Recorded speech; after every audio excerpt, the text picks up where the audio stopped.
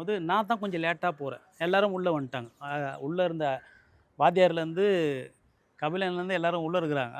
நான் ஒண்டி தான் லேட்டு. போனோடனே ரஞ்சிதன் டேய் சாரு போய் பாருடா போடான்ட்டு சொன்னேன். நான் உள்ளே போகிறேன். உள்ளே போகும்போது ரஞ்சித் அண்ணன் தான் இன்ட்ரடியூஸ் பண்ணார். சார் இந்த மீரா அண்ணன் வாங்கன்னு சொல்லி அது பெரிய அவார்ட் வாங்கின மாதிரி ஆயிடுச்சு. கமல் சார் வந்து தோளில் தட்டி கொடுத்தாரு. நல்லா பண்ணியிருந்தீங்க நீங்கள் அப்படின்ட்டு எல்லாரும் அந்த படத்தை பார்க்கும்போது அந்த 70கள் மூடுலேயே இருந்தாங்க. ஏன்னா கமல் சார் பெரிய ஜாம்பவான். சென்னையில் நடக்கிற எல்லா மூமெண்ட்ஸும் அவருக்கு தெரிஞ்சிருக்கும். ஆல்ரெடி வந்து பார்த்தீங்கன்னா, பூலோகத்துக்கு கல்யாண் சார், ஜெயம் ரவி சார்லாம் பேசும்போது நான் அங்க இருந்தேன். கமல் சார் வந்து பார்த்தீங்கன்னா, ஏதோ ஒரு டப்பிங்க்கு வந்திருந்தார் ஏவிஎம் ஸ்டுடியோல.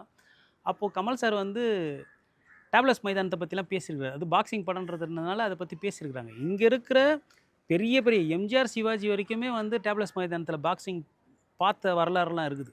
அப்போ கமல் சாருக்கு அதெல்லாம் தெரியாத இருக்கவே இருக்காது. கமல் சார் தட்டி கொடுத்தாரு. நல்லா பண்ணியிருந்தீங்க அதுன்னும்போது எனக்கு ரொம்ப சந்தோஷமாயிடுச்சு. அப்போ தான் நான் சொன்னேன், நான் வந்து விருமாண்டி வந்து கமல் சார் கூட அப்போ சொன்னேன், சார் நான் வந்து உங்கள் படம் நடிச்சிருக்கிறேன் சார். நான் வந்து நீங்கள் எனக்கு சண்டைலாம் கற்றுக் கொடுத்துருக்கீங்க அப்படின்னும்போது ரொம்ப கூர்ந்து கவனிச்சார். அதெல்லாம் கேட்டார். அதுக்கப்புறம் பசுபதி அண்ணனும் அவங்களும் பேச ஆரம்பிச்சிட்டாங்க அந்த கான்செப்ட். ஆனா இப்போ